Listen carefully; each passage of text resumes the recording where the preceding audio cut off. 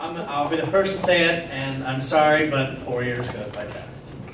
It's true. 4 years goes by fast. I don't really know what I mean, I have a topic I want to talk about, but I haven't really practiced or anything. So I think the one thing that I want to leave with you all is to really find that one or maybe two people that are going to really impact your life. Because if you find that person that's going to be like close as a sibling, especially when you're away from home, like it's going to just make your life here so much easier. So I found that in a scrawny, red-bearded, green shoot. So if it wasn't for Tim's like my big brother here, pretty much. I mean, he treats me like I'm his little brother. He likes to pick on me in nice ways. So I think it's really important to find that person that's really gonna push you when you need to be pushed, and to tell you, hey, that's not really a good idea. You should probably not do that. And if you really invest in that person, they're going to invest in you also. So I think that if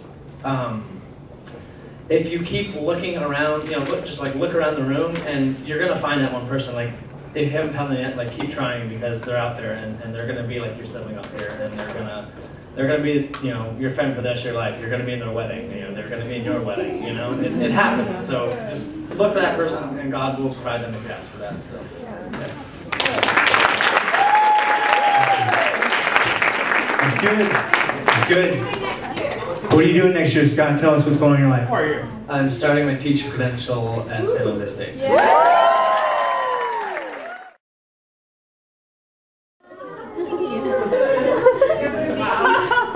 I am really cute.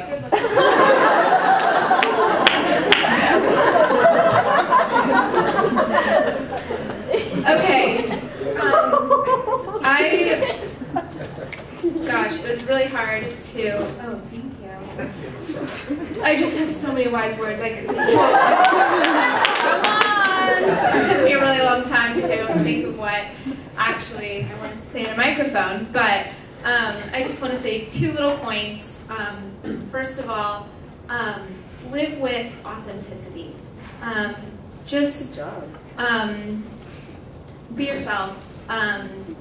Live that way every day. Don't give anyone any room to question who you are. And that's a big point. And then live with intention. Be intentional. Be intentional in your relationship with God. Be intentional with your time, and in every conversation that you have with strangers, with your best friend.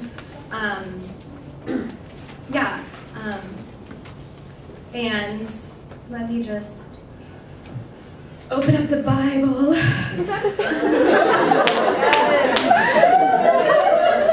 And because of all the wise words that I could share, I do want to, read some of God's even wiser words. And so I'm going to open to Romans 12, starting at verse 9.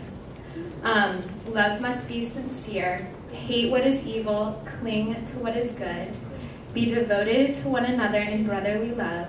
Honor one another above yourselves. Never be lacking in zeal, but keep your spiritual fervor, serving the Lord.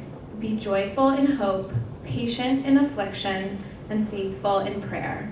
And I just want to leave you with those words.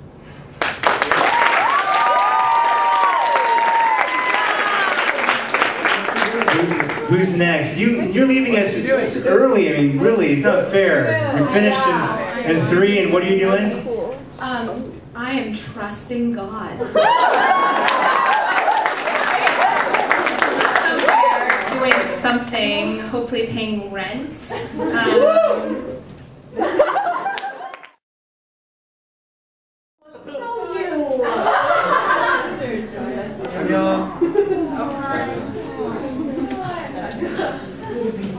Okay, I really don't like being in the front where everyone's just looking at being in groups, so this is really weird for me. Okay. So